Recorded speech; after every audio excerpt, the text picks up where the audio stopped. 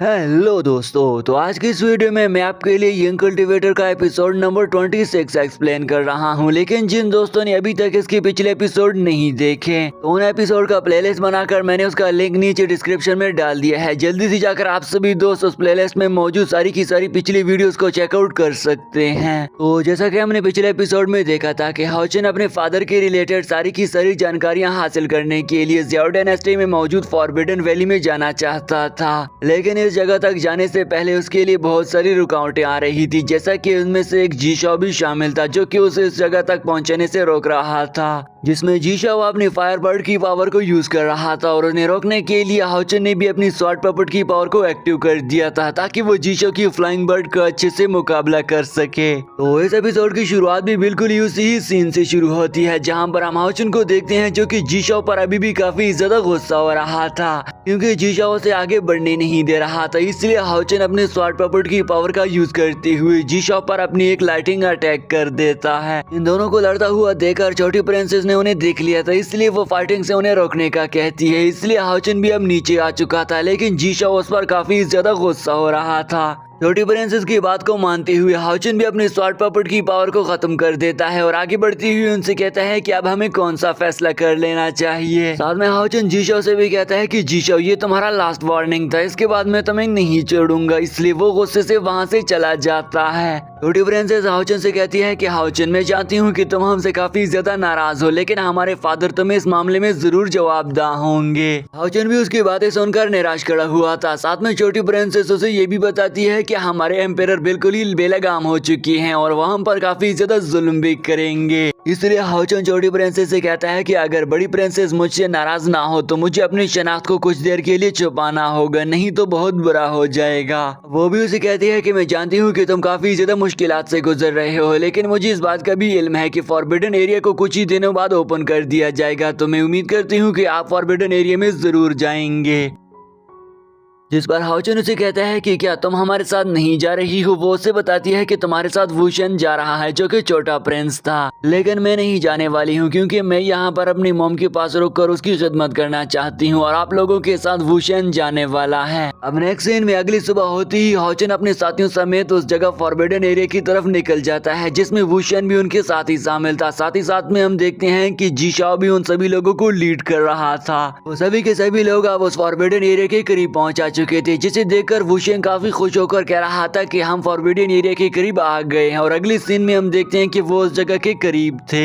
Houchin भी जैसे ही forbidden land के करीब पहुंचा जाता है तो वो अपनी डिवाइन आइज क्रिएशन सिस्टम का यूज कर लेता है, जिसमें उसे पता चल जाता है कि सारे के सारे फॉरबिडन एरिया लैंड के इर्द गिर्द एक बहुत बड़ी प्रोटेक्टिव शील्ड लगी हुई है। वो सारी की सारी प्रोटेक्टिव शील्ड काफी ज्यादा स्ट्रॉन्ग थी। अब हाउचिन उस जगह के करीब खड़ा हुआ था, लेकिन उस पर होने वाले हमलों की वजह से हाउचिन को भी तकलीफ हो रही थी। जीशाओ भी खड़ा होकर काफी ज्यादा हैरान रह गया था, इसलिए वो ट्रिपल थंडर लाइट पावर का यूज करती हुई उसके इर्द गिर्द मौजूद सारी की सारी उस फॉर्मेशन को खत्म कर देता है। वो फॉर्मेशन जो कि एक प्रोटेक्टिव शील्ड थी, उसके खत्म होते ही वो सारे के सारे मिलती हुई उस जगह के अंदर चले जाते हैं। वुशन भी आगे बढ़ती हुई हाउचिन को बताता है कि ये वो फॉरबिडन एरिया है जिसे यूशियान वैली कहा जाता है, यानी कि ये सारी की सारी जगह हमारे क्लैन को विरासत में मिली थी। हाउचिन भी उसे कहता है कि क्या यही ये गॉडलेस है जिसे इस जगह से निकाल दिया गया है, यानी कि वो उसे बता रहा था कि ये गॉड इस जगह को इस फेरीलैंड से निकाल दिया गया था। जीशाओ भी खड़ा होकर अपने ड्रैगन स्नैक को उस जगह के अंदर एंटर कर देता है ताकि वो उस जगह को ओपन कर सके और अचानक से वो जगह इन सभी लोगों के लिए ओपन भी हो जाती है। जीशाओ भी उस जगह के अंदर एंटर हो जाने और साथ ही साथ में उस जगह को एक्सप्लोर करने के लिए काफी ज्यादा खुश दिख रहा था, लेकिन वो एल्डर मास्टरों से कुछ निराश कर देता है क्योंकि वो एल्डरों से बोल रहा था कि तुम सिर्फ और सिर्फ 2 जगहों यानी कि 2 एम्पायर्स की विरासत को एक्सप्लोर कर सकते हो और इसके बाद कुछ दूसरी जगहों को विजिट भी नहीं कर सकते हो क्योंकि तुमसे पहले बड़ी प्रिंसेस जा चुकी है।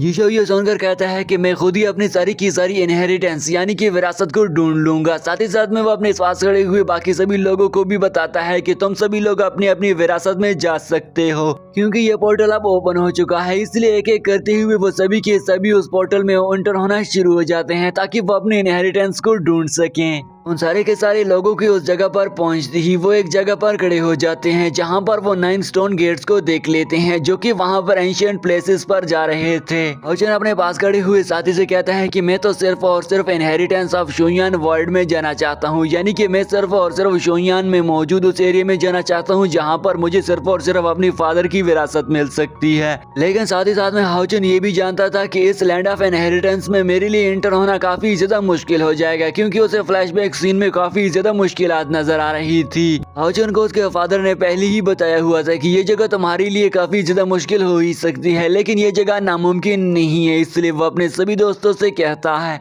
कि मैं अगर इस जगह पर जाना चाहता हूँ तो सिर्फ और सिर्फ इसी ही जगह पर जाऊंगा। अब उसके पास खड़ा हुआ वूशन ये सुनकर उससे कहता है कि क्या तुम जानते हो कि यहाँ पर बहुत बड़े बड़े और बहुत ज्यादा पावरफुल लोग भी नहीं जा पाए हैं। साथ में वो हाउचन से कहता है कि हाउचन, अगर तुम इस इलाके के अंदर एंटर होना चाहते हो तो इससे पहले तुम्हें एक स्पेसिफिक टाइप का टेस्ट पास करना पड़ेगा, ताकि तुम्हें इल्म हो जाए कि मैं इस जगह के अंदर सरवाइव कर पाऊंगा या नहीं। वो हाउचन को ये चुनौती भी देता है कि अगर तुम इस जगह के अंदर एंटर हो गए तो एकदम से ही तुम गायब हो जाओगे और तुम्हारी सारी की सारी आइडेंटिटी भी खत्म हो जाएगी। साथ में वूशन हाउचन को ये बात भी बताता है कि क्या तुम जानते हो कि आज से पहले हजारों साल पहले यहाँ पर एक जी फैमिली रहा करती थी और उसी ही के साथ सेम यही मामला हुआ था, और आज भी उन जी फैमिली के बहुत सारे लोग गायब हो चुके हैं। यानी कि वो सिर्फ और सिर्फ हाउचन को ये बात समझाना चाहता था कि तुम ये गलत स्टेप ले रहे हो, लेकिन हाउचन कहाँ उसकी बात सुनने वाला था। ये बात सुनकर तो पास में खड़ा हुआ एक डिसाइपल हंसते हुए हाउचन से कहता है कि हाउचन, क्या तुम सच में उस जगह पर जाना चाहते हो? तो ये तुम बेवकूफ़ी कर रहे हो, क्योंकि वो जगह काफ़ी ज़्यादा डेंजरस है। लेकिन हाउचन कहाँ उनकी बातें सुनने वाला था और जाने की तैयारी ही करने लग गया था। यहाँ पर दोस्तों एपिसोड तो यहीं पर एंड हो जाता है, लेकिन मैं आपको एक न्यूज सीरीज के रिलेटेड बताना चाहता हूँ जिसे मैंने इसी ही चैनल पर अपलोड किया हुआ है और मैंने उसका लिंक भी नीचे डिस्क्रिप्शन में डाल दिया है, जिसकी स्टोरी हाउचन की स्टोरी से भी और भी ज्यादा कमाल की होने वाली है। इस कहानी का नाम है प्राउड एम्परर और इसमें हमें एक ऐसे कल्टीवेटर की जर्नी के रिलेटेड बताया जाता है जो कि शुरुआत में और उसकी फैमिली भी शुरुआत में काफी ज्यादा वीक होती है, इसलिए वो पावरफुल बनने के लिए कल्टीवेशन करता रहता है। अगर आप सभी दोस्तों को कल्टीवेशन के रिलेटेड सीरीज पसंद है तो आप इस सीरीज को भी एंजॉय कर सकते हो। तब तक के लिए गुड बाय।